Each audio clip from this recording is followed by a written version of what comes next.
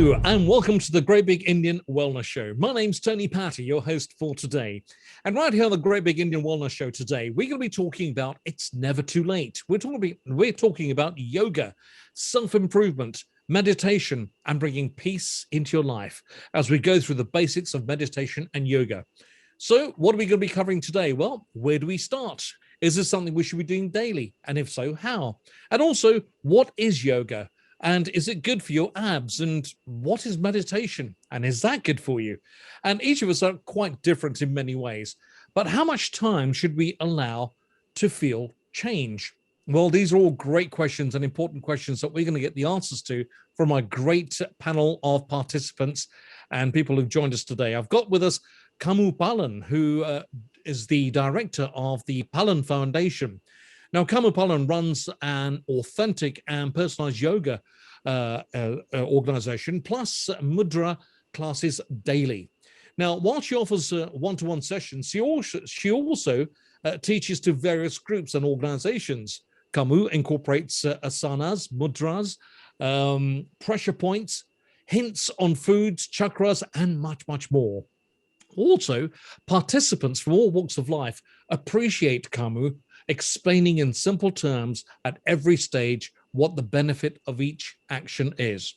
So Kamu Palan is well and truly into the art of yoga and meditation as well. But we also have with us today a very special young lady by the name of Sarita Thakrar. Now, Sarita runs an organization called Movement Mindfulness Meditation. Well, we'll talk about that in just a moment, but a bit of background on Sarita, first of all. She graduated in 2016 with a business and management degree and started her career at one of the big four in the mergers and acquisitions team. And she worked for a prestigious company, had an amazing boss, a fun-loving team, worked on high-profile projects, and got the chance to travel from very early on. And this may all sound too good to be true, but God was truly kind, she says, and she really couldn't have actually asked for a better start to her career. Now, given all of this, one would assume that she'd be content in having a secure job, earning well, paying no rent, and also living the London life, as it were. And as it happens, sometimes getting everything you think you've always wanted makes you realize that those aren't really the things that make you happy. So what she did was that she brought her satisfaction and fulfillment to light and knew that certain things were or weren't the path for her. So as we talk about movement, mindfulness, and meditation, today we are talking about yoga, the benefits of, and also meditation as well. So a very warm welcome to you, Kamu, and also Sarita. Thank you so much for joining us today right here on the program. So here we are talking about this wonderful subject. It's never too late.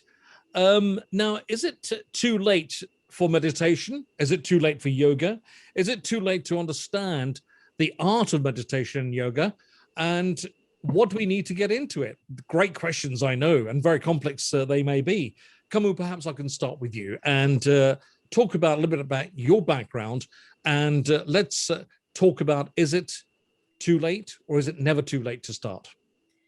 Tony, it is never too late to start yoga or any other exercises. Believe you me, with yoga, because it is all with the inner self, it is never too late. You can start yoga at any age, even if you are in bed, you can still do it. You know, if you have chronic diseases or anything like that, people start with different things. You don't have to necessarily, everybody, I personally think what they think about yoga is all physical, which is very much in the Western world. But for me personally, I think yoga is all to do it within yourself. You can repair yourself. You don't need any medication as such, but obviously, yes, with chronic disease, it also repairs the chronic disease by doing the yoga asanas maybe, but mostly also doing mudras. So if that answers your question, but yes, I can still go on about the mudras and other postures. We will certainly hear about those, and I would like to hear more about those, but we'll cross those in a few moments' time. right here on the Great Big Indian Wellness Show. And as I welcome Sarita Thakrar with us today as well. Sarita, when it comes to yoga, meditation, and bringing peace into your life, where on earth does one start? So I think with these practices, it's, I think my biggest piece of advice would be to start with small bits a day. So I think sometimes when you've got a whole week, people get daunted by the fact of, okay, I have to do like an hour practice a day. And when I say yoga, that could be just meditation. It could be the physical side of yoga. It could be just the breathing, or it could be all of it. But I think the best way to start and incorporate into your life is small snippets a day. So if we start with meditation, personally, in my own experience, I started with like 5 minutes a day, some days even 2 or 3 minutes. And I built that up and that became a part of my lifestyle. But when I first started to do it every day, thinking I needed to sit there for 20 minutes or so, I would say after maybe a few days, if I was lucky after a week, then I would end up dropping off. So eventually, until you start with small baby steps, it's hard to incorporate any habit into your lifestyle in like a long term, as a long term routine, part of your long-term routine. But So there you were in a corporate lifestyle, living a very professional life as a professional, and then suddenly the thought of yoga came to your mind. That sounds pretty profound to me. Yeah, I think, well, that whole switch over there was multiple facets to that switch over. It actually did start as more of a business idea, but when I started to train and when I was in India, it became very much just like Kamu said, it became very much a inner journey. And I started to understand, I came from the Western world and understanding yoga to be a very much a physical practice. But when you really delve deeper, you kind of understand it much more. It's a spiritual practice and much more to do with the mind. And that's what really drew me in. Hence why I then dedicated my life to yoga and became my full-time job. You see, this is it. And it was a leading question, and you answered it only too well to say that the transition you made from one particular type of lifestyle to another, which I think there's a great deal that we could take away from that small conversation that we've had on that right here on the Great Big Indian Wellness Show. Kamu Palan, you are the director of Palan Foundation.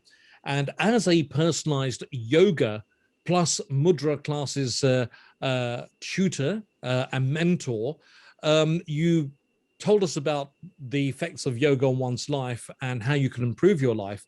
Then you did actually mention something about mudras to us as well. And I said to you, I promised you I was going to ask you more about that. Explain that to me, because I don't know the first thing about mudras. Okay. Yoga, like I said, as everybody else thinks that it's only to do with physical, and the mudras are to be done with your hands and your arms. And it does amazing things to your body, to your illness, to your ailments. You don't necessarily have to have the medication to do that. For example, when you want to do the mudra, you want to calm your mind. There is absolutely no way you can stop your thoughts or your mind working.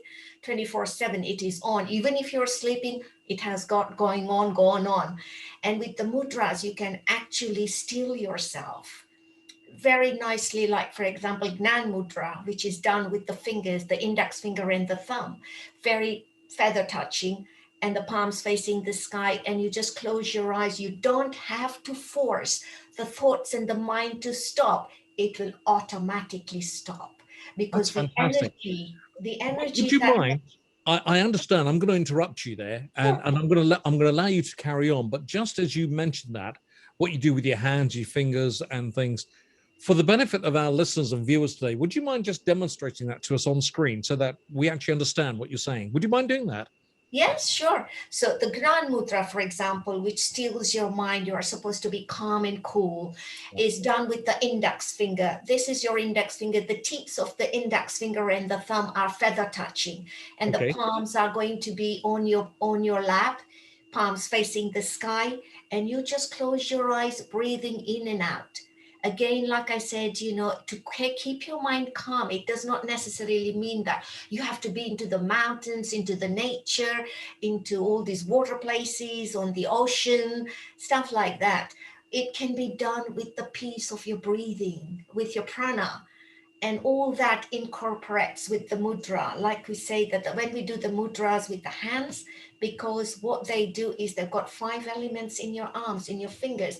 Each finger has an element, just the same way as the universe has. And those elements works wonders to your body. Different mudras does different things, like Gnan mudra, like I said, feather touching. It just calms your mind. Concentration is increased in your body. Concentration in your mind increases as well and keeps you calm.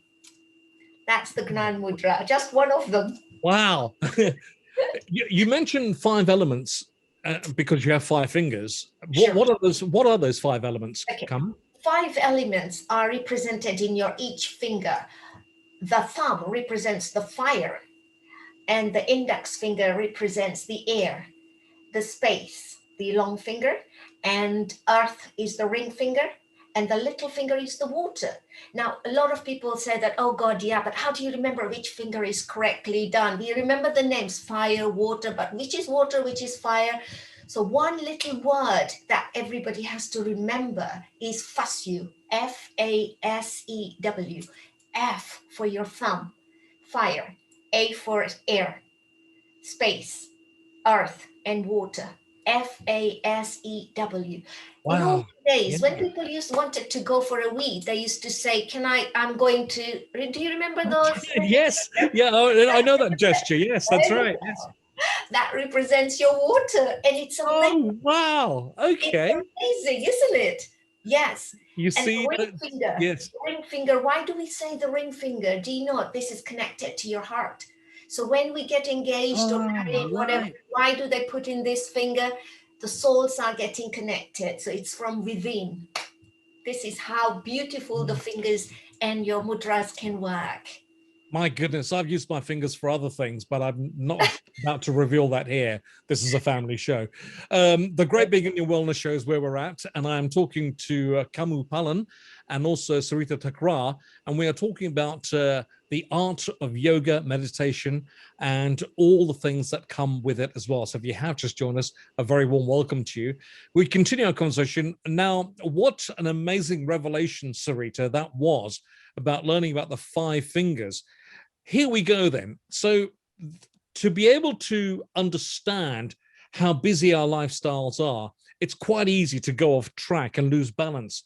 And it affects our diets, it affects our lifestyles, most importantly, our mindset as well. So from your experience, Sarita, how can we go about bringing that into balance and making that right?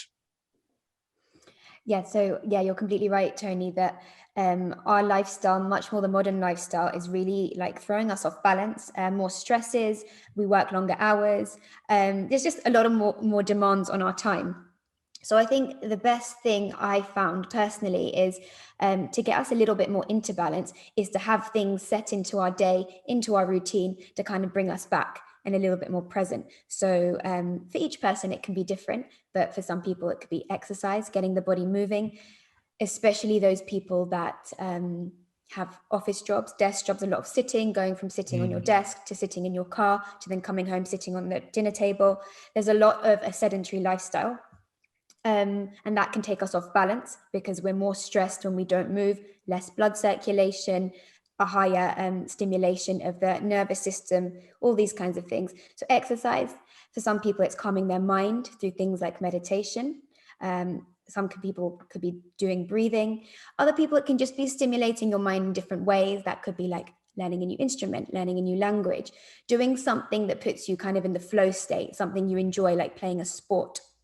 So I think having these things in your day and setting it into your routine is kind of bringing you back into the present, doing things that you love rather than getting really stuck in this eat, sleep, repeat kind of rat race, I guess you could say. Yeah, I mean, evolution is such that we've become quite strange animals, haven't we? We've become victims of our own lifestyles. But when it comes to setting daily routines or weekly routines or monthly routines in order to get into a certain lifestyle about movement, mindfulness, and meditation, is there a particular time period that we need to set, such as 28 days, 31 days, or more, or 30 days even, or even a day or a week? Because certain things require discipline, and I'm about as bad as they come when it comes to discipline, saying, I've got to set this time aside to go and do some meditation and go and do this. I just don't have the willpower to do it. How would you go about dealing with that? Yeah, I think I don't know the exact number, but I think is it 21 days to make a habit? But I think by the time you get to Yes, it is. Yes. it's when it's really ingrained and it doesn't feel like a chore anymore. It's almost something that happens as second nature, just like brushing our teeth in the morning. But it's getting to that 60-day number, the 21 days initially, but then to really engrave it into your routine, it's probably the 60 days. And during that time, I think it's picking activities that don't feel so much like a struggle. For example, if we talk about exercise, me personally, I don't enjoy going to the gym. Before I used to do yoga, when I used to just drop into classes and do things, the gym never resonated with me. But the few kind of classes I did of yoga, I enjoyed. So if I was to pick something to put into my routine in terms of exercise, I chose yoga because it felt less like a chore. So if back at that time, I didn't enjoy exercising and moving so much, I was kind of stuck in the eat, sleep, repeat. But then at least to try to get into a healthier lifestyle, I choose like the lesser of the two evils, if you know what I mean, in terms of. Yeah, no, I understand that. I really do understand that. And I get it. But in terms of styles of yoga, are there different styles of yoga? And if there is, what style do you teach? Yeah, there's lots of styles of yoga. So in the modern day, we have lots of different names. There's Ashtanga, Vinyasa, Yin, Hatha, and each person depends on what kind of style they resonate with. So for example, if you want more of a like strong energetic practice, you'd probably go for things like a Ashtanga or a power yoga that they started to call a new style now, power, Ashtanga, and maybe a Vinyasa. For more of a slower and gentle practice, you'd go for a Hatha, Yin or restorative style. So it just depends on your body type and what kind of practice that you resonate with. Such a fantastic learning curve here today on the Great Big Indian Wellness Show. Thank you both for joining us right here on the Great Big Indian Wellness Show.